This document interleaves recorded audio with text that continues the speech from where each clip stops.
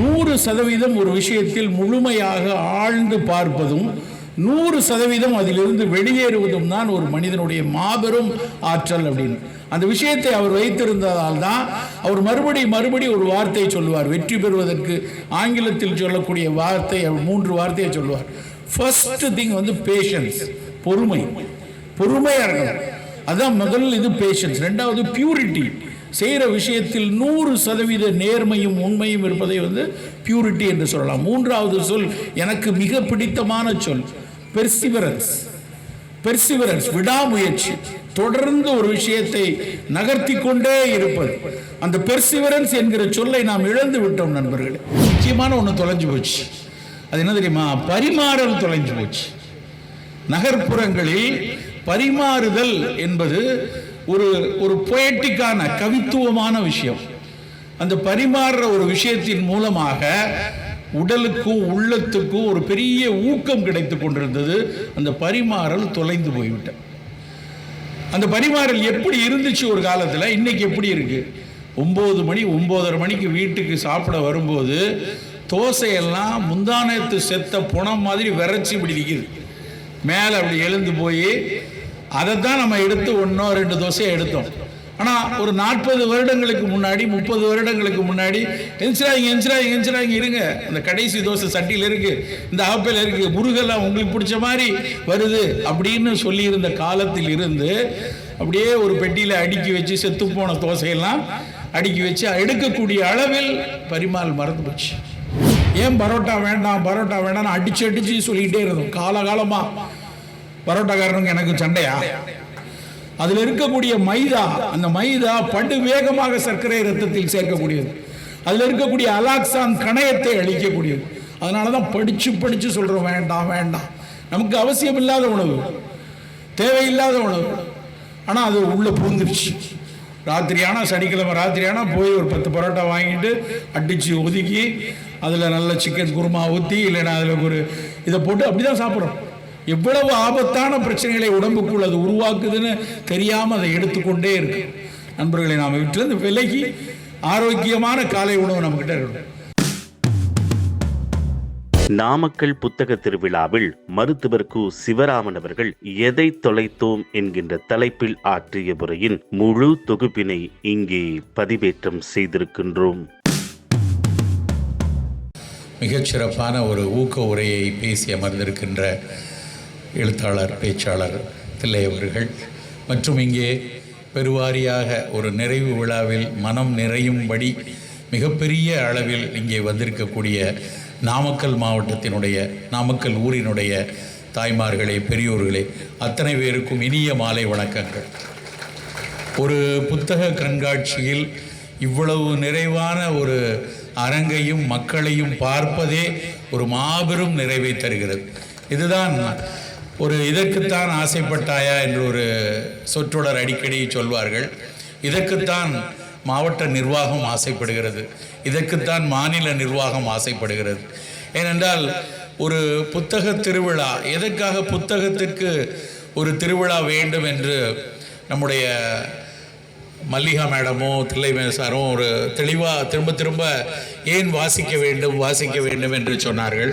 அந்த வாசிப்பதற்காக, வாசிப்பதை பற்றி பேசுபவர்களை பற்றி அவர்கள் சொல்வதை கேட்பதற்காக இங்கே இவ்வளவு பேர் குழுமி இருப்பதே ஒரு பெரிய ஒரு அறிவு தேடலின் நகர்வாகத்தான் நாங்கள் பார்க்கிறோம்.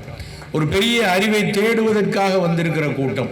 இங்கே ஒரு வெறும் ஒரு கலை நிகழ்ச்சி மட்டுமல்லாமல், வெறுமன ஒரு அரங்குகளை பார்ப்பதற்கு மட்டுமல்லாமல், இங்கே குட்டியாக எனக்கான நூல் எது என்று தேடி பார்ப்பதற்காக வந்திருக்கிற மக்களும், இங்கே பேசக்கூடிய மக்கள் பேசக்கூடிய சொற்றொடர் மூலமாக நான் வீட்டிற்கு எதை எடுத்து செல்லலாம் என தேடி வந்திருப்பவர்கள் தான் உண்மையிலேயே ரொம்ப இந்த நாட்டிற்கான, இந்த சமூகத்திற்கான மாற்றத்தை துவக்க வைத்திருப்பவர்கள். அப்படி மாற்றத்தை துவக்க வந்திருக்கும் உங்களை மீண்டும் ஒரு முறை நன்றி கூறி வணங்கி கேட்டுக்கொள்கிறேன்.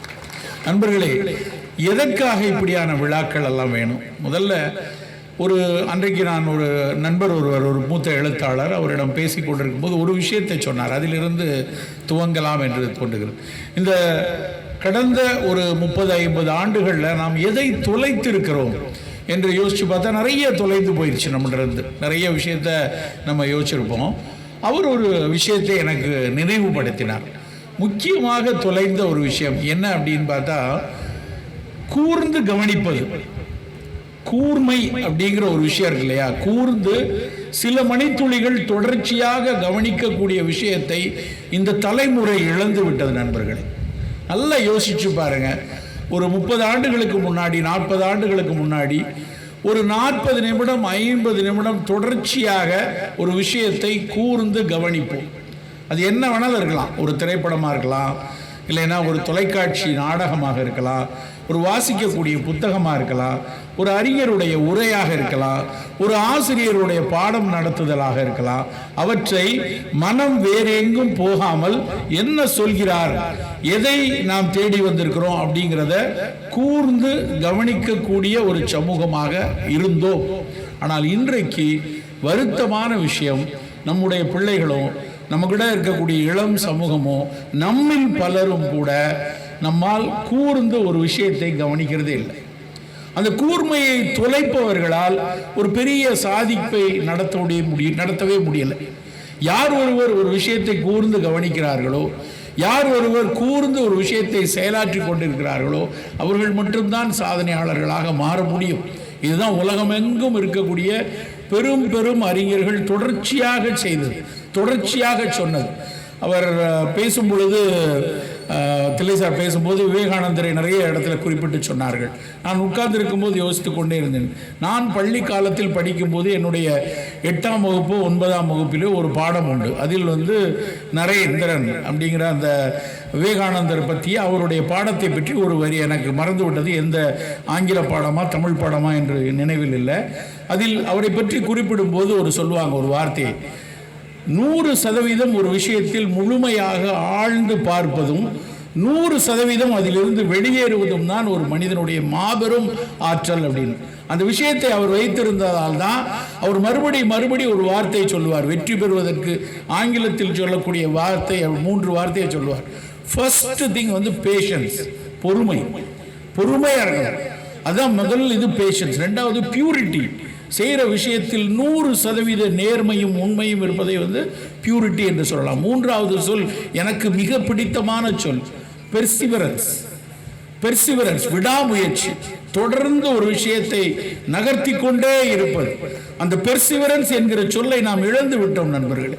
நிறைய நேரங்களில் கூர்ந்து கவனிக்க தவறுறதுனால அந்த பெர்சிவரன்ஸ் என்கிற விஷயம் நம்மிடமிருந்து விடைபெற்று விட்டது.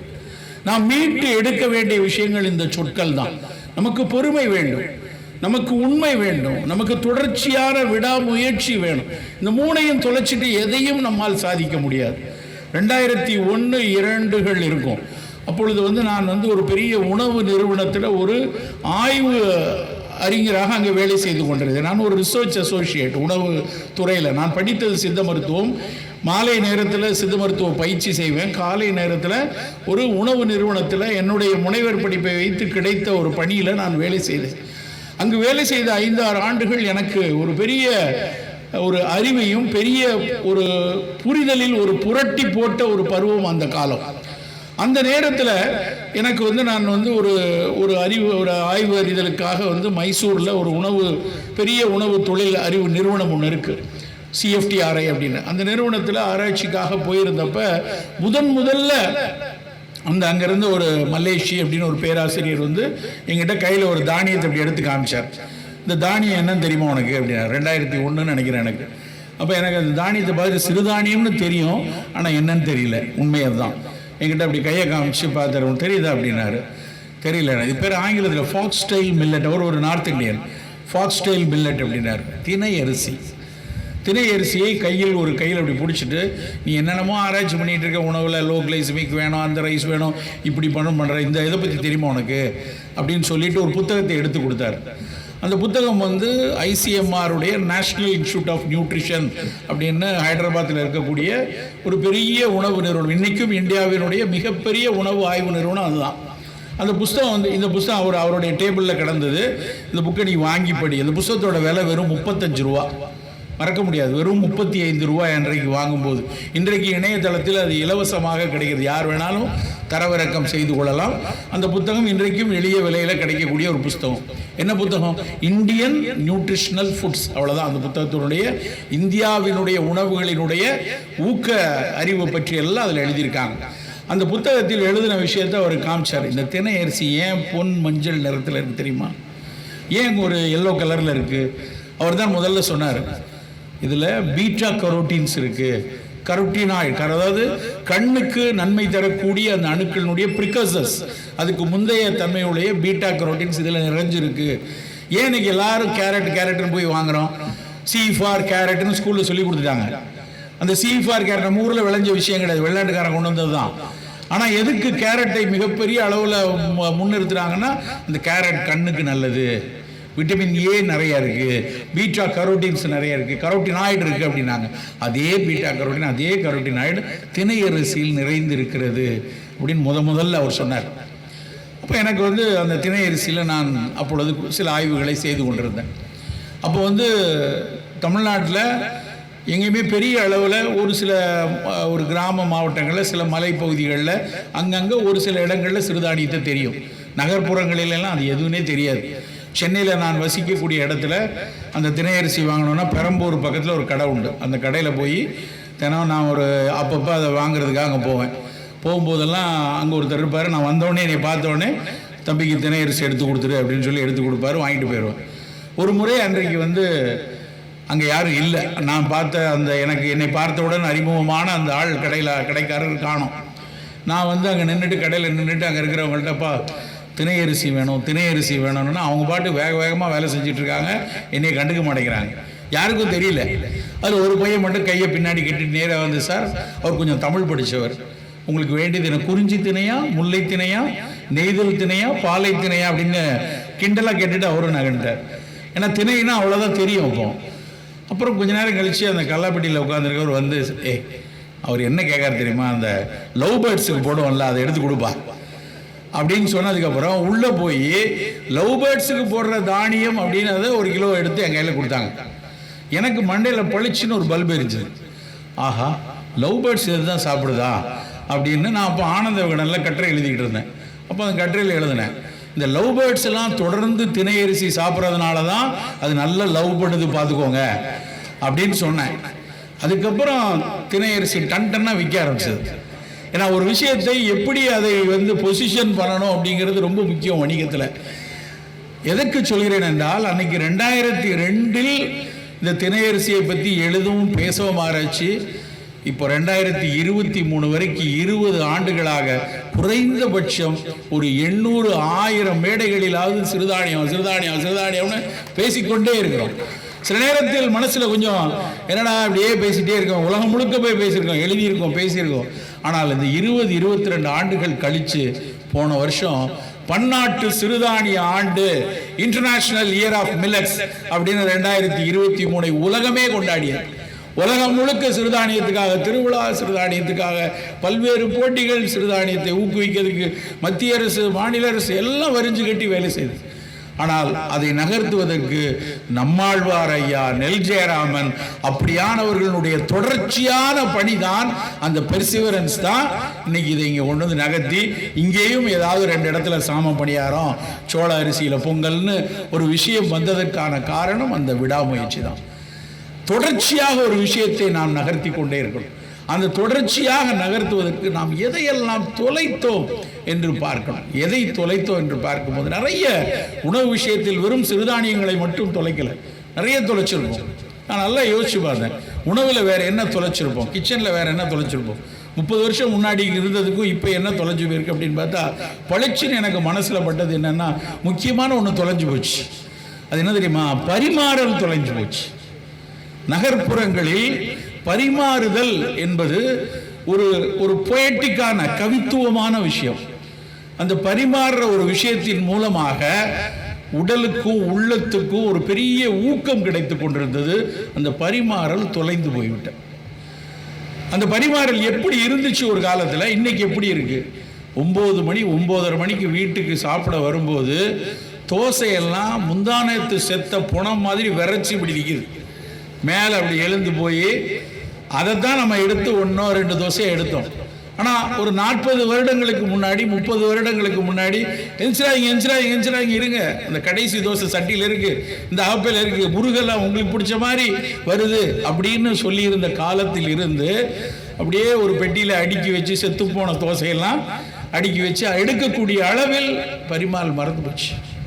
குட்டியா கரண்டி உயரம் தான் இருக்கும், குட்டியா பிள்ளை, அந்த பிள்ளை எடுத்துகிட்டு வந்து அப்படியே ஒரு குழம்பு எடுத்துகிட்டு வந்து பரிமாறும்போது மேலே காலெல்லாம் சிந்தி கையில் நம்ம கொஞ்சம் விட்டு அந்த சிந்தும் போது, அப்படியானாலும் அந்த குழந்தை பரிமாறும்போது கூட கொஞ்சம் ஊற்றி சாப்பிடணும்னு தோணுச்சா இல்லையா நமக்கு? அது அந்த குழந்தையினுடைய அன்பு. அந்த குழந்தை எடுத்து கொடுக்கும்போது அவங்களுக்காக ஒரு உருண்டை கூட சேர்த்து சாப்பிடணும் அப்படிங்கிற ஒரு பரிமாறல் இன்றைக்கு தொலைஞ்சு போச்சு. ஆனால் ஓடிக்கொண்டே இருக்கோம், எதுக்காகவோ ஓடிக்கொண்டிருக்கோம், எதுக்காகவோ நேரம் தப்பி ஓடிக்கொண்டே இருக்கிறோம். இதில் இந்த தொலைந்த விஷயங்களை எல்லாம் திருப்பி மீட்டு எடுக்க வேண்டிய ஒரு விஷயம் மிக மிக முக்கியமாக இருக்கு. அப்படி தொலைந்த விஷயம்தான் இன்றைக்கு நாம் தலைப்பாக வைத்திருக்கக்கூடிய ஒற்றை நலம். அது என்ன ஒற்றை நலம்? எப்படி ஒற்றை நலத்தை தொலைச்சோம்? இது ஒரு சின்ன ஆங்கில சொல்லினுடைய தமிழாக்கம். ஆங்கிலத்தில் இன்றைக்கு உலகம் முழுக்க யோசிக்கக்கூடிய விஷயமாக மாறி இருக்கிறது. அதுவும் குறிப்பாக கோவிட் காலத்திற்கு அப்புறம் மாறி இருக்கிற ஒரு விஷயம் ஒன் ஹெல்த். இனிமேல் ஹெல்த் அப்படின்னா மனிதனுடைய நலம், இல்லைன்னா மாட்டினுடைய நலம், இல்லைன்னா புட்களினுடைய நலம், இல்லைன்னா காய்கறிகளினுடைய நலம்னு பிரித்து பார்க்க முடியாது. இனிமேல் எல்லாம் நலமாக இருந்தால்தான் எல்லோரும் நலமாக இருக்க முடியும். இதுதான் ஃபண்டமெண்டல் விஷயம். அது என்ன, எல்லாம் நலமாக இருந்தால் எல்லோரும் நலமாக இருக்க முடியும். நான் நலமாக இருக்கணும்னா எனக்கான சாப்பாடு, சிறுதானியம், நல்ல காய்கறிகள், இல்லை நல்ல புலால் உணவுன்னு அது மட்டும் நலமாக இருந்தால் பத்தாது. நான் இங்கே நலமாக பேச வேண்டும் என்றால் இங்கே இந்த மண்ணுக்கு கீழே இருக்கக்கூடிய, மண்ணுக்கு கீழே நமக்காக தினமும் உழைத்து கொண்டிருக்கின்ற மண்புழு நலமாக இருக்கணும். இங்க இருக்கக்கூடிய பல்வேறு மரங்களினுடைய வேர் முடிச்சுக்கள், குட்டி குட்டி சல்லி வேர்கள் இந்த மண்ணுக்குள்ள ஓடி இருக்கும். அந்த சல்லி வேர்களில் ஒட்டி இருக்கக்கூடிய நுண்ணுயிரிகள் நலமா இருக்கணும். அவைதான் இங்க இருக்கக்கூடிய காய்கறிக்கும் கீரைக்கும் எல்லா சத்துக்களையும் எடுத்து வரக்கூடிய வேர்கள் முடிச்சில் இருக்கக்கூடிய நுண்ணுயிரி நலமா இருக்கணும். அந்த மரத்தில் இருக்கக்கூடிய பூக்கள் நலமா இருக்கணும். அந்த பூக்களில் சுரக்கக்கூடிய தேன் நலமாக இருக்கணும். அந்த தேனை உறிஞ்ச வரக்கூடிய தேன் சிட்டு நலமா இருக்கணும். மேலே பறக்கக்கூடிய பறவை நலமா இருக்கணும். இங்கிருந்து 300-400 கிலோமீட்டர் தள்ளி இருக்கிற கடலில் இருக்கக்கூடிய பேர் தெரியாத பல்வேறு மீன்கள் நலமாக இருக்கணும். இவை எல்லாம் நலமா இருந்தால் தான் நாமக்கல்ல நீங்களும் நானும் நலமாக இருக்க முடியும். அதுதான் ஒன் ஹெல்த், ஒற்றை நலம். இனிமேல் எதை செய்தாலும், எந்த வேலை செய்தாலும், எந்த திட்டங்கள் இருந்தாலும், எவ்வளவு வளர்ச்சி திட்டங்கள் போட்டாலும் அது ஒன் ஹெல்த்துக்கு சரியா இருக்கா அப்படின்னு யோசிச்சு தான் எந்த திட்டம் இருந்தாலும் செய்ய வேண்டும் என்று உலகமே புரிந்து கொள்ள ஆரம்பித்திருக்கிறது. நண்பர்களை யோசிச்சு பார்த்துருப்போமா? இப்படியான மழையை ஒரு மாதத்துக்கு முன்னாடி கொட்டி தீர்த்துச்ச சென்னையில், ஒரு மாதத்துக்கு முன்னாடி கொட்டி தீர்த்துச்ச திருநெல்வேலியில், தூத்துக்குடியில் இருக்கிறவங்கலாம் அந்த மழை பெஞ்சப்போ என்னுடைய நண்பர்கள் நிறைய, எனக்கு திருநெல்வேலி ஊர், அங்கே இருக்கிறவங்கலாம் கூப்பிட்டு என்னை கேட்பாங்க, என்னடா சென்னை இப்படி முங்கிருச்சே, இவ்வளோ தண்ணி இருக்க, எங்கள் ஊரெலாம் பிரச்சனையே கிடையாது, நம்மலாம் எப்படி இருந்தோம் அப்படின்னு ஒரு வாரம் முன்னாடி சொன்னாங்க. ஒரே வாரம், ஒரு வாரம் இங்கே டிசம்பர் 10ஓட 10-12 அடித்து முடிஞ்சது. அங்கே அடுத்த 10 நாளில் அடிச்சு ஒரே நாளில் 95 சென்டிமீட்டர் மழை. நினச்சிருப்போமா? கொட்டி தீர்த்த மழை. ஏன் இப்படி கொட்டுகிறது? சென்னையிலேயே இப்படி கொட்டுது? இவ்வளோ பெரிய மழை. இந்த மழை இருந்து மான்சூன் காலம் மழை பெய்யும் காலகாலமாக தெரிஞ்ச விஷயம். ஆனால் இனிமேல் மான்சூன் கிடையாது என்று விட்டார். இனிமேல் மான்சூன் காலம் கிடையாது, புயல் காலம் தான். இன்னொரு விஷயம் சொல்றாங்க, சில மாவட்டங்களில் மழை பொய்க்கிறது. சொல்லப்போனால் இப்போ பேசும்போது நாமக்கல்ல நீர்நிலைகள் பரவாயில்ல, முன்ன விட 12 ஆண்டுகளில் நலமாக இருக்கிறதுன்னு கேட்கவே அவ்வளவு சந்தோஷமாக இருந்துச்சு. நீர்நிலைகள் நிரம்பியிருக்கு. ஆனால் படித்த விஷயம் என்ன அப்படின்னா, இந்த கொங்கு மேற்கு பகுதியில் எதிர்பார்த்த தேவைப்பட்ட மழை பெய்யவில்லை. ஆனால் அங்கே மழை தேவைக்கு அதிகமாக கொட்டி தீர்த்துருச்சு ஒரே நாளில். இப்படி தேவைப்படும் இடத்தில் மழை இல்லாமலும், தேவைப்படாத எதிர்பார்க்காத இடத்தில் மழை கொட்டுவதும் இனி அடுத்த 50-100 ஆண்டுகளுக்கு இப்படி தான் இருக்கும்ட்டாங்க. என்ன செய்ய போகிறோம் நம்ம? இப்படியான மழைக்கான மிக முக்கியமான காரணம் புவி வெப்படைதல். பூமி சூடாயிட்டே இருக்கு, கிளைமேட் சேஞ்ச். இந்த வார்த்தையெல்லாம் பாடத்தில் படிச்சிருப்போம். திடீர்னு எங்கேயாவது பேப்பரில் ஒரு 2 வரி 2ஆம் பக்கத்தில் 3ஆம் பக்கத்தில் ஓரத்தில் கிளைமேட் சேஞ்ச் அப்படின்னு பார்த்தோன்னே கடந்து நான் பேசிக்கிட்டே இருக்காங்கப்பா, என்ன செய்ய போகுது, புவி வெப்படையுதுங்கிற, எங்கே நமக்கு என்ன வெப்பமாக இருக்குது, லேசாக வெயில் அடிக்கு, கொஞ்சம் வெயில் கூட தான் இப்போ, அதுக்கு மேலே எதுவும் பேசாமல் நம்ம போயிடுறோம். ஆனால் இதுக்கு ஒரு உதாரணத்தை ஒரு எழுத்தாளர் ஜியோடாமின்னு சொல்கிறார். ஒரு பாத்திரத்தில் தண்ணி நிறைய ஊற்றி, நல்லா குளிர்ந்த தண்ணி ஊற்றிட்டு அதில் ஒரு 2-3 தவளையை போட்டாங்க. வெளியில் ஓடிட்டு இருக்க தவளையை தூக்கி அதில் போட்டாங்க. அது ஜாலியாக டபக்கு டபக்குன்னு ஆடிக்கிட்டே இருந்துச்சு. தூக்கி ஒரு சின்ன அடுப்பு மேலே வச்சு லேசாக சிம்மில் கொதிக்க வச்சுட்டு அடுப்பை மெலிதாக சூடு பண்ணிட்டு அது மேலே வச்சாங்க. தண்ணிக்குள்ளே தவளை இருக்குது, அடுப்பு மேலே வச்சாச்சு. அப்போ லேசாக வெம்மையாகும்போது அந்த தவளை எல்லாம் நல்லா மசாஜ் போடுற மாதிரி இருக்க, ஏதோ சுவானால் உட்காந்துருக்கோமோ, நல்லா உடம்பெல்லாம் கொஞ்சம் வெதுப்பாக இருக்குது, வலியெல்லாம் போகுது, நல்லா இருக்கே அப்படின்னு சொல்லிச்சான்.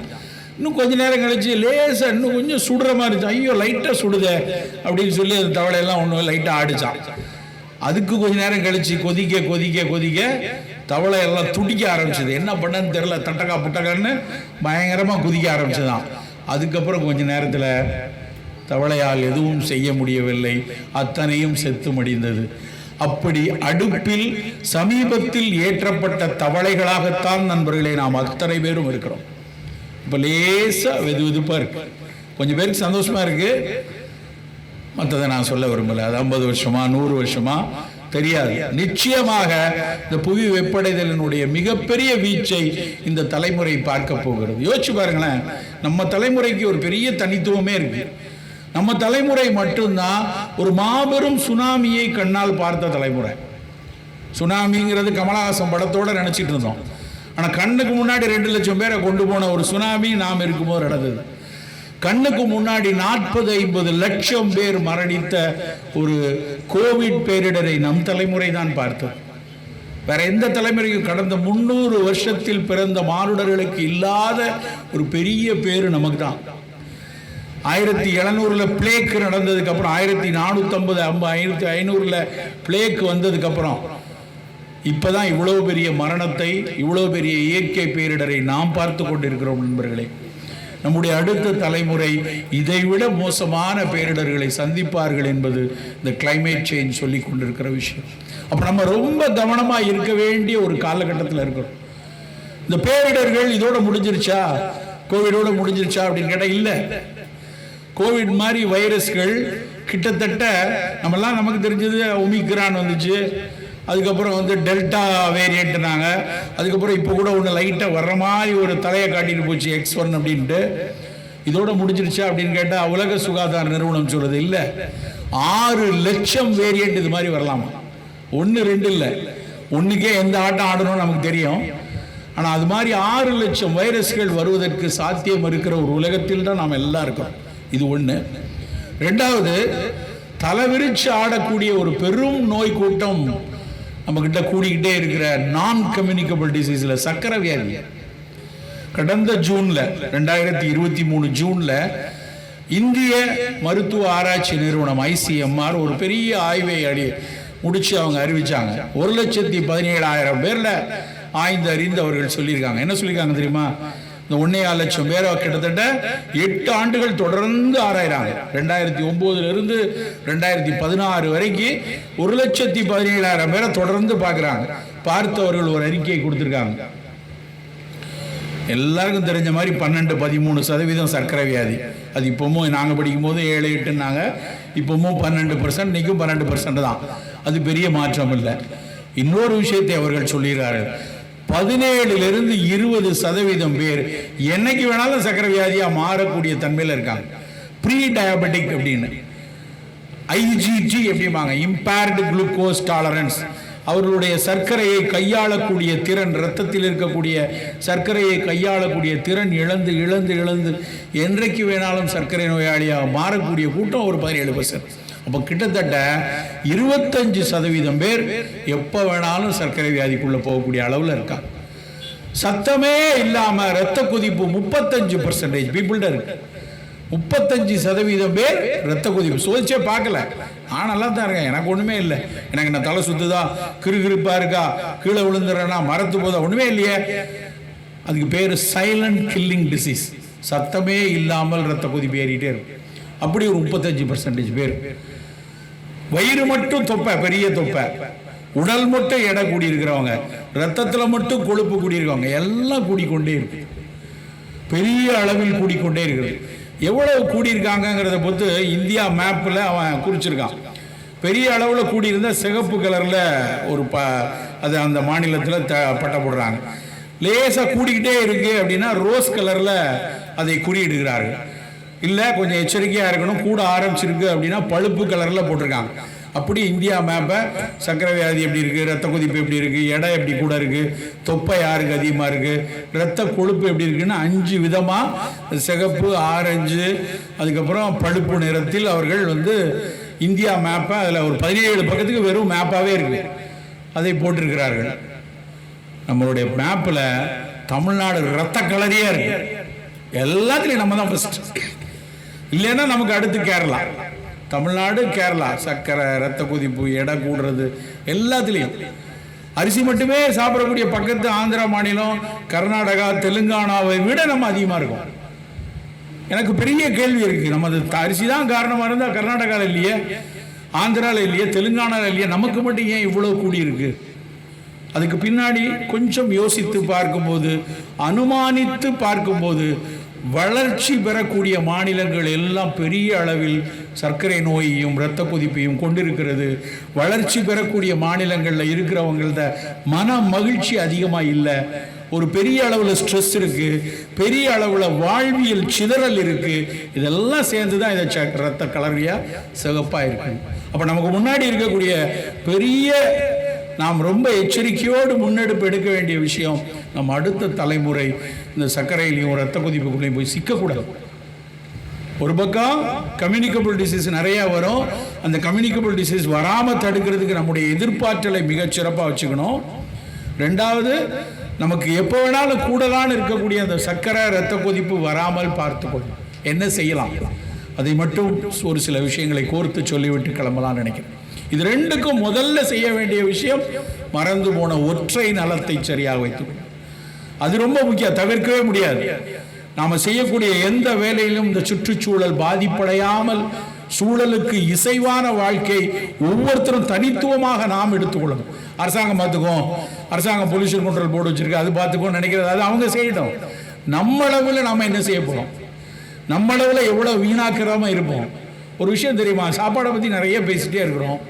சாப்பாட்டை எவ்வளவு வீணடிக்கிற கூட்டம் நாம் தெரியுமா? உலகத்தில் மிக அதிக அளவில் உணவை சீரழிக்கக்கூடிய கூட்டத்தில் 2வது இடத்துல நம்ம இருக்கோம்.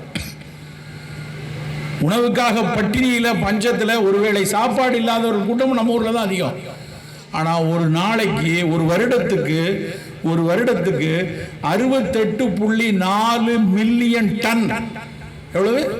68.4 மில்லியன் மெட்ரிக் டன் உணவை வருஷம் குப்பையில போடுற கூட்டம் நம்ம. உணவை பழித்தல் எவ்வளவு பெரிய இழுக்குன்னு நம்ம படிச்சிருக்கோம். உணவினப்படுவது நிலத்தோடு நீரேன்னு படிச்சவங்க நம்ம. நின்று உண்ணார், கிடந்து உண்ணார்னு ஆச்சார கோவையில சொல்லி படித்தவர்கள் நம்ம. ஆனா நாம உணவை சீரழிக்கிறோம். கிடங்கிகளை வீணாகிறது பெரிய அளவில் இருக்கு, அது ஒரு பக்கம் இருக்கட்டும். கிடங்கிகள் அரசாங்கம் அவங்கெல்லாம் சேர்ந்து அதை எப்படி வீணாக பார்த்துக்கணும்னு பார்க்கட்டும். ஆனால் 30% உணவு தேவைக்கு அதிகமாக சமைத்து கொட்டக்கூடியதுன்னு போட்டிருக்கான். வைத்தறிச்சலாக இருக்கு படிக்கும்போது. ஒரு நாளைக்கு எவ்வளவு வேணும்னு பார்த்து காலையில் சமைத்த உணவை மதியத்துக்குள்ள சாப்பிட்டு முடிக்கிறதும், மதியம் சமைத்த உணவை இரவுக்குள் சாப்பிட்டு முடிக்கக்கூடிய கூட்டமாக தான் நம்ம இருந்தோம். மூத்த நாள் சமைத்த கறி அமுதரினும் அருந்தோம், அப்படிதானே படித்தோம். இன்னைக்கு ஃப்ரிட்ஜை திறந்தா புதன்கிழமை புளிக்குழம்பு, வெள்ளிக்கிழமை குருமா, சனிக்கிழமை ஊறுகாடு, எத்தனை வச்சிருக்கோம் ஃப்ரிட்ஜுக்குள்ள. இது எல்லாமே இந்த உணவை வீணாக்குறதுனுடைய அடையாளங்கள். அதில் ரொம்ப முக்கியமான விஷயம் என்னன்னா, அந்த ஃப்ரிட்ஜுக்குள்ள சேமிச்சு வைக்கிற பல விஷயத்தை மீண்டும் சாப்பிட்றதில்ல. 2 நாள் கழிச்சு தூர போடுறோம், 3 நாள் கழிச்சு அதை தூர போடுறோம். இப்படி உணவை சீரழிப்பது நாம் மாற்ற வேண்டிய ரொம்ப ரொம்ப முக்கியமான விஷயம்.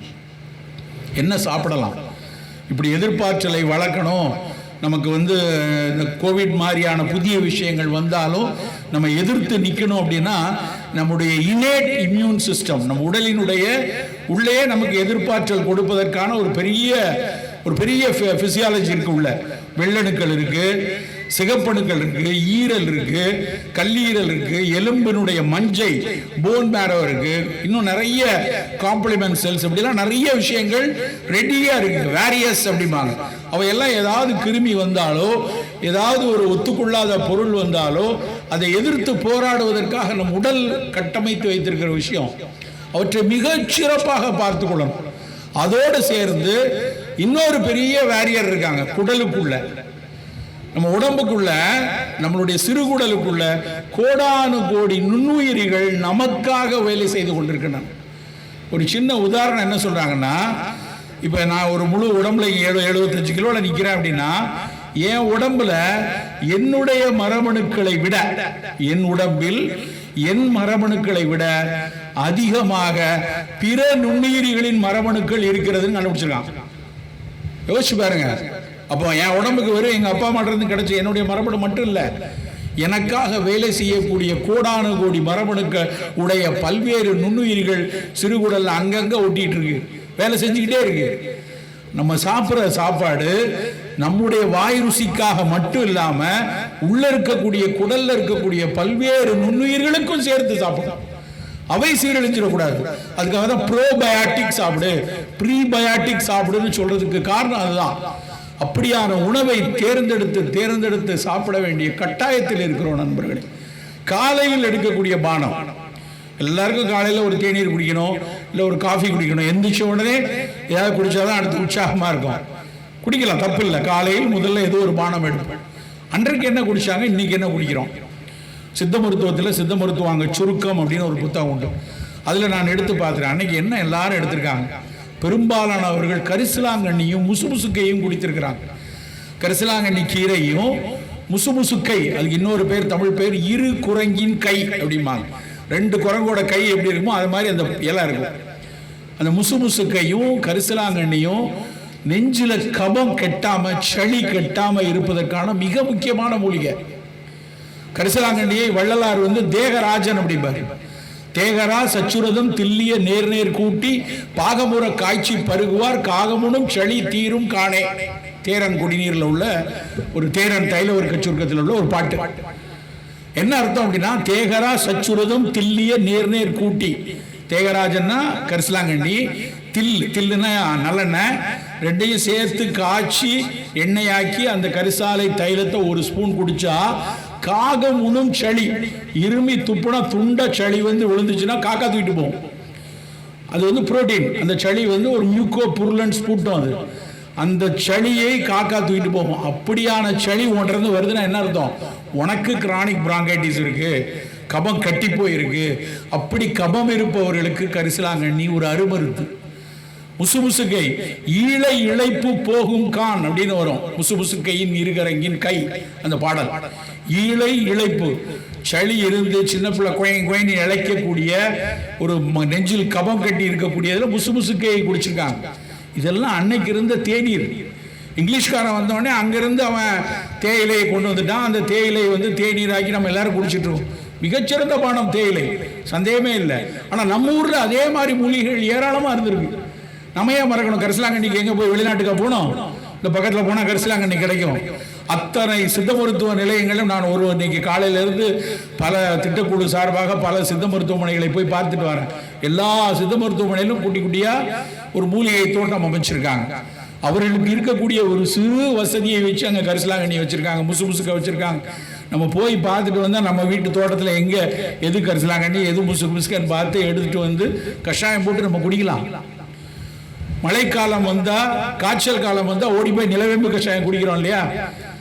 கோவிடுக்கு அப்புறம் எல்லாரும் கபசுர குடிநீர் குடிக்கிறோம் இல்லையா? அதே மாதிரி ஒரு ஃபங்க்ஷனல் பிவரேஜ் தினசரி நமக்கு வேணும். இன்றைக்கு இந்த கூட்டத்திலிருந்து எடுத்து செல்ல வேண்டிய செய்திகள், டேக் ஹோம் மெசேஜ் அப்படின்னு எடுத்தோம்னா, நம் வீட்டில் தினசரி ஏதாவது ஒரு காலை பானமாக ஒன்று கரிசாலை குடிநீர். சளி இருமல் இருக்கா, கரிசாலை கொடுங்க. இல்லை சார் சளி இருமல்லாம் இல்லை, எனக்கு எப்போ பார்த்தாலும் நெஞ்சை கரிச்சிக்கிட்டே இருக்கு, எதுக்கடிச்சுக்கிட்டே இருக்கு, வாய்வா இருக்கு, வயிறு உப்புசமா இருக்கு. வெறும் இஞ்சி எலுமிச்சம்பழம் தேன் போதும்.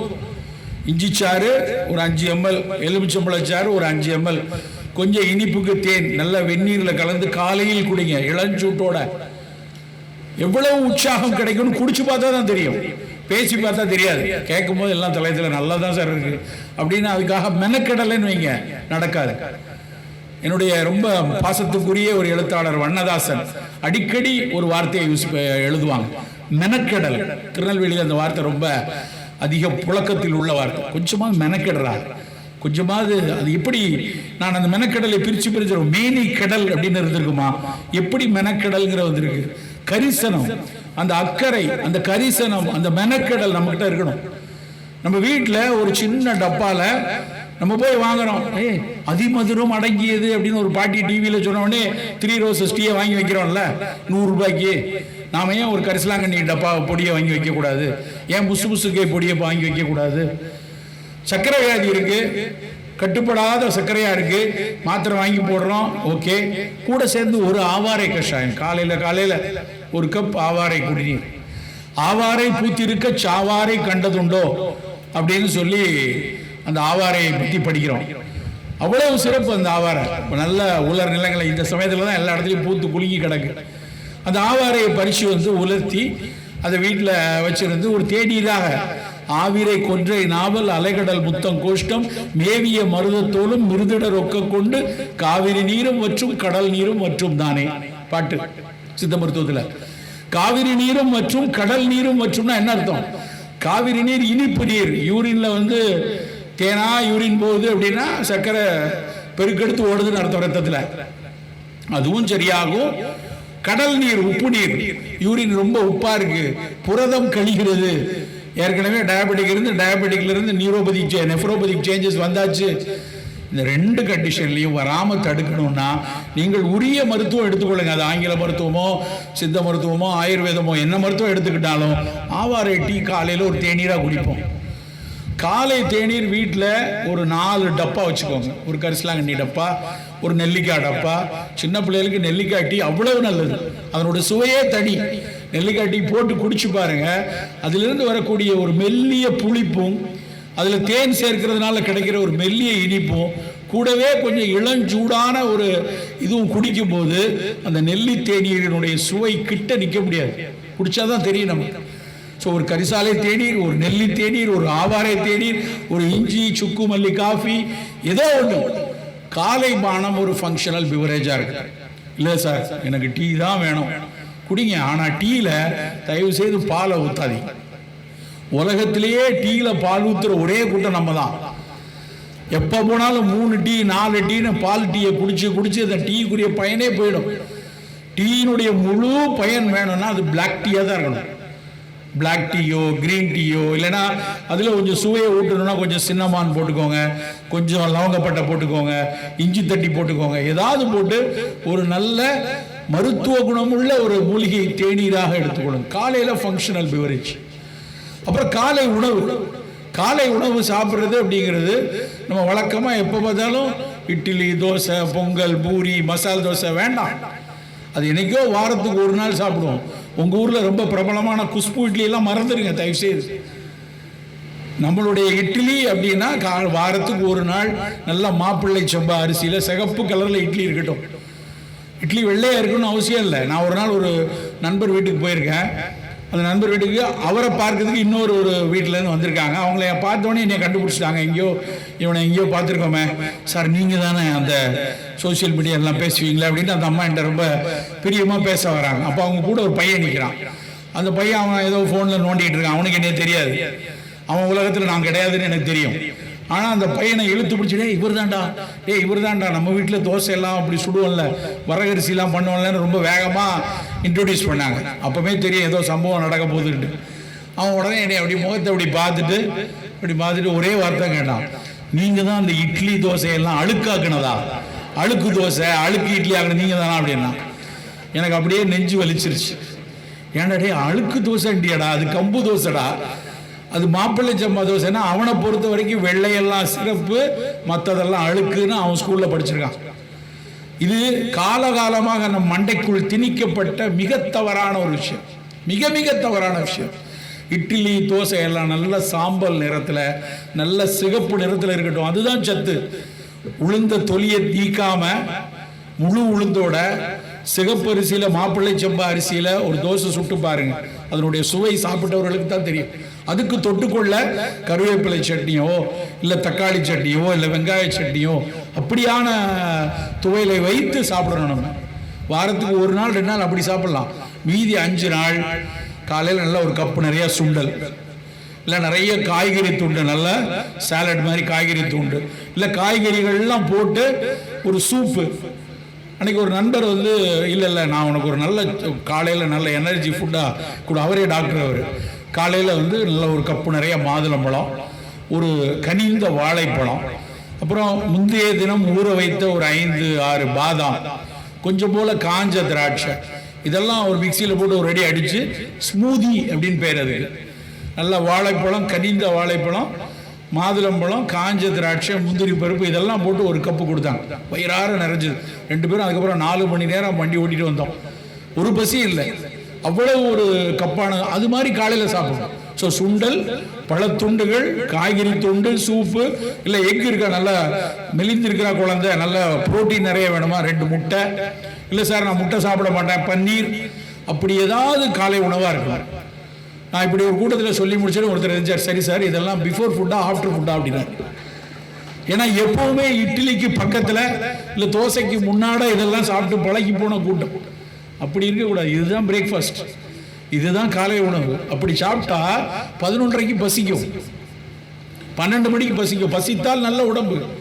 12 மணிக்கு ஒரு கொய்யாப்பழத்தை சாப்பிட்டுக்கலாம், இல்லை ஒரு பாதி ஆப்பிள் துண்டை சாப்பிடலாம். அவங்களோட பேக், லேப்டாப் பேக் உள்ள ஒரு கொய்யாப்பழமோ ஆப்பிளோ போட்டு கொண்டு போகிறதுல தப்பே இல்லை. எடுத்துட்டு அப்போ ஒரு தேநீர் குடிக்கலாம், இல்லை அப்போ வெயில் நேரமாக இருந்தால் ஒரு கப் மோர் எடுத்துக்கொள்ளலாம். இப்படி நம்ம உணவு இருக்கணும். அப்போ அது எப்படி இருக்குன்னா, அது லோ கிளைசிமிக்கா, கிளைசிமிக் லோடு, கிளைசிமிக் இண்டெக்ஸ்னு 2 இருக்கு. கிளைசிமிக் லோடுனா சர்க்கரை அள்ளி தெளிக்கிறது, எக்கச்சக்கமாக இனிப்பு சுவை இருந்தால் கிளைசிமிக் லோடு. கிளைசிமிக் இண்டெக்ஸ் அப்படின்னா வேகமாக சர்க்கரை ரத்தத்தில் சேர்றது. ஒரு உருளைக்கிழங்கை வேக வச்சு அவிச்சிட்டு பெசிச்சு சாப்பிட்டீங்கன்னா 25 நிமிஷத்தில் நீங்கள் 100 கிராம் உருளைக்கிழங்கு சாப்பிட்டீங்கன்னா அதில் இருக்க 90% குளுக்கோஸும் ரத்தத்தில் சேர்ந்துடும். சேர்ந்தா என்ன ஆகுது? சேர்ந்தா உடலுக்குள்ள இருக்கக்கூடிய மிக நுண்ணிய நாளங்கள் எல்லாம் வழிஞ்சு கொண்டே வரும். மைக்ரோ வாஸ்குலார் டேமேஜஸ் அப்படிமா. படு வேகமாக எப்பொழுது சர்க்கரை ரத்தத்தில் சேருதோ அது சர்க்கரை வியாதிக்கும் நல்லதில்லை, புற்றுநோய்க்கும் நல்லதில்லை. பெரிய அளவில் புற்றுநோய் வருவதற்கான காரணமும் இந்த high glycaemic index, high glycaemic load உணவுகள் நம்மக்கிட்ட கூடிக்கிட்டே இருக்கிறதுனுடைய காரணம். ஏன் பரோட்டா வேண்டாம் பரோட்டா வேண்டாம்னு அடிச்சு சொல்லிக்கிட்டே இருந்தோம் காலகாலமாக. பரோட்டாக்காரனுக்கு எனக்கு சண்டையா? அதில் இருக்கக்கூடிய மைதா, அந்த மைதா படு வேகமாக சர்க்கரை ரத்தத்தில் சேர்க்கக்கூடியது. அதில் இருக்கக்கூடிய அலாக்சான் கணையத்தை அழிக்கக்கூடியது. அதனால தான் படித்து சொல்கிறோம் வேண்டாம் வேண்டாம். நமக்கு அவசியம் இல்லாத உணவு, தேவையில்லாத உணவு, ஆனால் அது உள்ளே பூந்துருச்சு. ராத்திரியானா, சனிக்கிழமை ராத்திரியானா போய் ஒரு 10 பரோட்டா வாங்கிட்டு அடித்து ஒதுக்கி அதில் நல்ல சிக்கன் குருமா ஊற்றி, இல்லைன்னா அதில் ஒரு இதை போட்டு அப்படி தான் சாப்பிட்றோம். எவ்வளவு ஆபத்தான பிரச்சனைகளை உடம்புக்குள் அது உருவாக்குதுன்னு தெரியாமல் அதை எடுத்துக்கொண்டே இருக்கு. நண்பர்களை நாம் வீட்டிலேருந்து விலகி ஆரோக்கியமான காலை உணவு நம்மக்கிட்ட இருக்கணும். அதே மாதிரி மதிய உணவு சாப்பிட்றோமா, சிறுதானிய உணவு ஒன்று இருக்கட்டும். வாரத்துக்கு 2 நாள் வரகரிசி, 2 நாள் கம்பஞ்சோறு, 2 நாள் மாப்பிள்ளை சம்பா, 2 நாளைக்கு வெள்ளைச்சோறு சாப்பிட்டுக்கணும். சோறு கொஞ்சமாக இருக்கட்டும். சோறு போட்டுட்டு இவ்வளோ மலை மாதிரி குமிச்சு அது மேலே குழம்பு அப்படி ஊற்றி உருட்டி சாப்பிட்ட காலம்லாம் வேண்டாம். அது சில இதில் வீட்டுக்கு போவோம், கொங்கு வீட்டிலலாம் போனோம் சாப்பிடாதுன்னா ஒரு சோறோட இருந்துச்சா ஏங்க மறுசோறு வாங்கலை அப்படின்னு பதறிட்டு வராங்க. மறுசோறு வாங்கலைன்னா வாழ்க்கையில் நல்லா இருப்போம். ஒரு தடவை போட்டால் போதும், திரும்ப சோறு போடாதீங்க. அதோட நான் நிறைய பெண்கள்கிட்ட நிறைய சொல்கிறது, இந்த சோறு போடுறதுக்கு இந்த அன்னக்கரண்டின்னு ஒன்று வச்சுருப்பீங்க. அதை இன்றைக்கி மீட்டிங் முடித்த உடனே வீட்டுக்கு போய் கிழக்கு பக்கமாக நின்றுட்டு 3 தடவை தலையை சுற்றி எரிஞ்சிருங்க. இந்த அன்னக்கரண்டியை பார்க்கும்போதெல்லாம் எனக்கு இந்த பொக்லைன் எந்திரம் மாதிரியே தெரியும். பாலமாக சோறு வச்சு நாமக்கல்லில் பல பேருக்கு சுகர் வந்ததுக்கு அதுதான் காரணம். தயவு செய்து இனிமேல் சோறை குறைவாக வைத்து காய்கறிகளை நிறைய வச்சு, நிறைய கீரை, நிறைய காய், இல்லை மீன் சாப்பிட்டோன்னா மீன் துண்டு, கோழி சாப்பிட்டா கோழி துண்டு, சோறு குறைவாகத்தான் இருக்கும். இப்படி நம்ம உணவை ரொம்ப குறைத்து மதிய உணவில் இப்படி எடுத்துக்கணும். இரவு உணவு ரொம்ப ரொம்ப முக்கியமானது. இரவு உணவு 5:30 6 மணிக்கு நம்ம உணவை முடிச்சிடணும். நம்ம 10 மணி வரைக்கும் வேலை செய்கிற ஆளாக இருக்கலாம், இருக்கட்டும். 6 மணிக்கு சாப்பிட்டுட்டு அதுக்கப்புறம் 3-4 மணி நேரம் வேலை செய்யலாம். அந்த 6 மணிக்கு சாப்பிடக்கூடிய உணவு எளிய உணவாக கோதுமை ரவை கிச்சடி சாப்பிட்லாம், இல்லைன்னா சிறுதானியத்தில் தோசை சாப்பிட்லாம், இல்லை ஒரு சப்பாத்தியே எடுத்துக்கிறான்னு சப்பாத்திக்கு தொட்டுக்கொள்வதற்கு ரைத்தா மாதிரி சாப்பிடணும். நல்ல வெங்காயத்தை தயிரில் போட்டு சாப்பிட்லாம், இல்லை தால் மாதிரி பயிர்களை வேக வச்சு தால் மாதிரி எடுத்துக்கொள்ளலாம். இரவு ஒருபோது இட்லி தோசை வேண்டாம், வெள்ளை ரவை வேண்டாம். இரவு சாப்பிட்றது ரொம்ப அளவு குறைவாக இருக்கணும். சர்க்கரையை வேகமாக உடலில் ஏற்றக்கூடாது. இப்படியான உணவு திட்டம் நம்மக்கிட்ட இருந்தால் குறைந்தபட்சம் நமக்கு இருக்கக்கூடிய சர்க்கரை கூடாமல் இருக்கும். நம்ம வீட்டு பிள்ளைகளுக்கு சர்க்கரை வேகமாக சேராமல் பாதுகாக்கிறதுக்கு இது உதவியாக இருக்கும். பெரிய அளவில் இந்த கிளைசிமிக் இண்டெக்ஸ் அதிகமான உணவுகள் சாப்பிட்டு பல நோய் கூட்டங்கள் நமக்குள்ளே வந்துக்கிட்டே இருக்கு. நிறைய பெண் குழந்தைகளுக்கு மாதவிடாய் சுழற்சி சரியாக வர்றதில்லை. இன்னைக்கு ஒரு காலத்தில் அது ஒரு என்னைக்கோ யாருக்கோ தான் அந்த பிசிஓடின்னு இருக்கு. எனக்கு ஞாபகம் இருக்குது, நான் கல்லூரியில் படித்து கொண்டிருக்கிற காலத்தில் ப்ரெக்னன்சிக்கு ஸ்கேன் எடுப்பாங்க. 2வது ஒரு 3வது மாதம் ஆகும்போது முதல் முறையாக போய் ஸ்கேன் பண்ணுவாங்க. அப்படி ஸ்கேன் பண்ணிட்டு வரும்போது பாப்பா உள்ள எப்படி இருக்குன்னு பார்க்கும்போது கூடவே ஒரு அடிஷ்னல் இதாக பிசிஓடி சேஞ்சஸ் இன் ஓவரின்னு போட்டிருப்பாங்க. எப்படி கருத்தரித்த உடலில் தாய்க்கு வயிற்றுக்குள்ள பிள்ளை எப்படி இருக்குன்னு பார்க்கும்போது தான் பிசிஓடின்னு போட்டிருப்பாங்க. நாங்கள் கேட்போம், என்ன சார் பிசிஓடி? இது பாலிசிஸ்டிக் ஓவரி, ஒரு கொஞ்சம் ஓவரியில் சில நீர்க்கட்டி இருக்குது அப்படிங்கிறது ஒரு கூடுதல் குறிப்பாக இருந்துச்சு. ஆனால் இன்னைக்கு நிலைமை என்ன தெரியுமா? கருத்தரிப்பு தாமதத்திற்கு மிகப்பெரிய காரணம் அந்த பாலிசிஸ்டிக் ஓவரி. திருமணமாகி 5 ஆண்டுகள் 7 ஆண்டுகள் 8 ஆண்டுகள் இருவரும் சரியான தாம்பத்திய உறவு இருந்தும் கருத்தரிப்பு தாமதிச்சுட்டே வர்றதுக்கு மிக முக்கியமான காரணம் அந்த பாலிசிஸ்டிக் ஓவரி, சினைப்பை நீர்க்கட்டிகள். எப்படி வந்துச்சு அந்த நீர்க்கட்டி? அந்த பெண் சரியாகத்தான் சாப்பிட்றாங்க, சரியாக தான் போயிட்டு இருக்காங்க. எப்படி அவர்களுக்கு இவ்வளவு கூடியிருக்கு? 35% இன்ஃபர்டிலிட்டிக்கான ரீசன் பிசிஓடின்னு சொல்லியிருக்காங்க. ரொம்ப கவனமாக இருக்கணும். ஏன்னா ஒரு கருத்தரிப்பு தாமதம்ங்கிறது அந்த பெண்ணினுடைய மனதில் எவ்வளவு வலியை ஏற்படுத்தும் அந்த குடும்பத்துக்கு தான் தெரியும். ஒவ்வொரு தடவை திருமணமாய் 5-6 வருஷம் ஆனதுக்கப்புறம் தினம் சுற்றி இருக்கிறவங்க கேட்குற கேள்வி, அது கொடுக்கக்கூடிய வலி, நமக்கு அவ்வளவு தூரம் பக்குவம் கிடையாது. அந்த பெண்ணிடம் அதை கேட்கக்கூடாது அப்படின்னு தெரியாத உறவு கூட்டம் இன்னும் வளர்ந்து கொண்டே இருக்கு. திரும்ப என்னாச்சு அது எவ்வளவு வலியை கொடுக்கும் அந்த பெண்ணுக்கு, அந்த குடும்பத்துக்கு எவ்வளவு வேதனையை கொடுக்கும். அப்படியான சூழலுக்கு மிக முக்கியமான காரணமாக அந்த சினைப்பை நீர்க்கட்டி இருக்கு. அந்த சினைப்பை நீர்க்கட்டிக்கு மிக மிக முக்கியமான காரணம் சிறு வயதில் இருந்தே அந்த பிள்ளைக்கு மாதவிடாய் துவங்கிய காலத்தில் அதிக அளவில் சர்க்கரை சாப்பிட்றது, இந்த சாக்லேட்ஸ், குறிப்பாக அந்த மில்க் சாக்லேட், இனிப்பு பொருந்திய பண்டங்கள் அதிகமாக சிறு வயதில் எடுக்கிறது. அதுக்கப்புறம் உடல் உழைப்பு குறைந்து போகுது. பொம்பளை பிள்ளை நீ வீட்டோட இரு, நீ எங்கேயும் வெளியே போய் விளையாடாத, எந்த இடத்துக்கும் போகாது அப்படின்னு சொல்லி வீட்டுக்குள்ளேயே வெயில் கூட படாது வீட்டுக்குள்ளேயே வச்சிருக்கிறது, வெயிலில் விளையாடாமல் போகிறது. அப்புறம் உணவில் இனிப்பு அதிகமாகுது. இது ரெண்டும் சேர்ந்து அந்த பிள்ளைக்கு சினைப்பை நீர்க்கட்டிகளை கூட்டிக் கொண்டே வரும். ரொம்ப கவனமாக இருக்கணும். நம்முடைய உணவில் இது மாதிரி காலையில் இந்த மாதிரியான சுண்டல், மாலையில் மதியம் இப்படியான காய்கறிகளும் கீரையும் நிறைந்த உணவு, இந்த மாதிரி உணவை சிறு வயதிலிருந்தே குழந்தைகளும் எடுத்துட்டு வந்தாங்க அப்படின்னா இந்த சினைப்பை நீர்க்கட்டிகள் வருவதை தடுக்கலாம், இந்த கருத்தரிப்பு தாமதத்தை குறைக்கலாம்.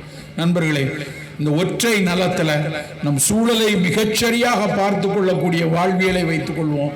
நம்முடைய அன்றாட தினசரி உணவில் மிகப்பெரிய அக்கறையை வைத்துக் கொள்வோம். ஏன்னா இன்னைக்கு மருத்துவம்ங்கிறது மிகப்பெரிய வணிகமாயிருக்கு. உங்களுக்கு தெரியாது இல்லை, மிகப்பெரிய அளவில் வணிகம் தலைவிரித்தாடக்கூடிய வணிகத்தில் அது உட்கார்ந்துருக்கு. எவ்வளவுதான் அறமாக பயிற்சி செய்யவங்க கூட ஒரு பெரிய வணிக நிறுவனத்துக்கு கீழே இருந்து வேலை செய்யக்கூடிய ஒரு சூழலை தான் இருந்து கொண்டிருக்காங்க. அப்படி இருக்கும்போது அந்த சிக்கலுக்குள் செல்லாமல் தடுப்பது தான் நம்முடைய முதல் தேடலாக இருக்கும். நலம் மட்டுமே நம்முடைய முதல் தேடலாக இருக்கும், ஃபர்ஸ்ட் தேடலாக இருக்கும். அதற்கான அக்கறை அடுப்பங்கரையில் தான் துவங்கணும். யார் ஒருவர் அடுப்பங்கரையில் 20 நிமிடம் கூடுதலாக பணியாற்றுகிறார்களோ அல்லது அந்த கூடுதலாக அடுப்பங்கரையில் 20 நிமிடங்கள் ஒதுக்குகிறீர்களோ அவர்களுடைய ஆயுட்காலத்தில் 20 வருடங்கள் கூடுதலாக வந்து ஒட்டிக்கொள்ளும். அந்த அக்கறை நமக்கு இருக்கணும். அந்த கரிசனமும் அக்கறையும் இருந்தால் அந்த நலவாழ்வு நமக்குள் வந்து சேரும். நண்பர்களே, நம் ஆரோக்கியத்தின் மீது அதீத கவனம் செலுத்த வேண்டிய காலத்தில் இருக்கும். நம் குழந்தைகள் நீட்டில் வராங்களா, ஜேஇயில் படிக்கிறாங்களா, டாக்டர் ஆறானா, என்ஜினியர் ஆனா, இப்படிலாம் யோசிச்சுட்டு இருக்கோம். ஆனால் அந்த குழந்தை பெருங்காலத்தில் அக்கறையோடு அவன் மிகச்சரியான உடலோடு அந்த பெண்ணும் பொண்ணும் பையனும் இருப்பானாங்கிற யோசிக்கிற மிக முக்கியமான காலத்தில் இருக்கும். இல்லைன்னா அவன் மிகச்சரியான படிப்பு படித்து நல்லா வந்துடுவான். இன்றைக்கி இருக்கிற சூழலில், இன்றைக்கி இருக்கக்கூடிய கல்வியில், இன்றைக்கி இருக்கக்கூடிய ஆசிரியர்களுடைய மெனக்கடல்களில் சரியாக வந்துடுவாங்க. ஆனால் ஆரோக்கியமாக வருவதற்கான அக்கறை நம் வீட்டில் நாம் துவக்கினால் மட்டும்தான் கிடைக்கும். அப்படியான துவக்கத்தை இன்று முதல் நாம் துவக்குவோம். அந்த அத்தனை அக்கறையிலும் இந்த சூழல் மீதான அக்கறையும் சேர்ந்தே பயணிக்க வேண்டும். உணவை வீணாக்கக்கூடாது, இந்த மண்ணை பழிக்கக்கூடாது, நீரை வீணாக்கக்கூடாது, காற்றில் மாசுபடுத்தக்கூடாது என அத்தனையும் சேர்ந்து கூடவே நானும் நலமாக இருக்க வேண்டும் என்ற நம்பிக்கையை விதைத்தால் அதுதான் இந்த எதிர்காலத்தில் இந்த நாட்டிற்கு மிக அவசியமான ஒரு விஷயமாக அமையும். அதற்கு ஒன் ஹெல்த், ஒற்றை நலம் நமக்கு முக்கிய தாரக மந்திரமாக இருக்கட்டும் என்று கூறிக்கொண்டு வாய்ப்பளித்தமைக்கு நன்றி கூறி விடைபெறுகிறேன். வணக்கம். ஒற்றை நலம் இந்த ஒற்றை மனிதரால் ஒவ்வொருவரின் உள்ளத்திலும் பதிவு செய்யப்பட்டது. இவ்வளவு சொல்றாரு, இவர் கடைபிடிப்பாரா அப்படின்னு ஒரு சின்ன சந்தேகம் வரும் இல்லையா? இவ்வளவு சொல்றாரு, இவர் கடைபிடிப்பாரா? சமீபத்தில் செய்தித்தாளில் இந்த செய்தியை நான் படித்தேன். அவருடைய மகள் திருமணத்திற்கு முழுமையாக சிறுதானிய உணவுகளை மட்டுமே பரிமாறினார்கள் என்கிற செய்தி. நான் சொல்வதை செயலில் காட்டுகிற ஒரு நல் மனிதர். அதனால தான் அவருடைய பேச்சின் வீரியம் 1000 மேடைகள் கடந்தும் அனைவராலும் ரசிக்கப்படுகிறது. லவ் பேர்ட்ஸ் பற்றி தொடங்கினார் பாருங்க. அது திணையரிசி சாப்பிடுன்னு சொன்ன உடனே மக்களில் பாதி பேருக்கு மேலே கடைபிடிக்க ஆரம்பிச்சிட்டாங்க அப்படின்னு அந்த சொல்லுகிற லாவகம், உத்தி, எப்படி சொன்னால் அவர்கள் ஏற்பார்கள் என்று அவர் தேடி தேடி பேசுவதுதான் அவர் வெற்றிக்கே காரணம். சமையலறையில் தொலைத்தவை என்று ஒன்று குறிப்பிட்டார். பரிமாறுதல் தொலைந்து போயிட்டது. தோசை, கடைசி தோசை வார்த்து கொடுக்கிற சம்பவத்தை சுவையாக சொன்னார். மண்ணுக்கு மேலே இருக்கிற நாம் நன்றாக இருக்க வேண்டுமானால் மண்ணுக்கு கீழே இருக்கக்கூடிய உயிர்கள் நன்றாக இருக்க வேண்டும். மண்புழு சொன்னார். புவி வெப்பமயமாதலும் பருவநிலை மாற்றமும் தான் அடுத்து வரும் தலைமுறையை ஆட்டி படைக்கப் போகிறது. இந்த பதிவை குறித்து உங்களுடைய கருத்துக்கள் வரவேற்கப்படுகின்றன. மறவாது ஐதர்மபுரி சேனலை சப்ஸ்கிரைப் செய்து பாருங்கள். இந்த நாள் இனிய நாளாக அமைய வாழ்த்துகின்றோம்.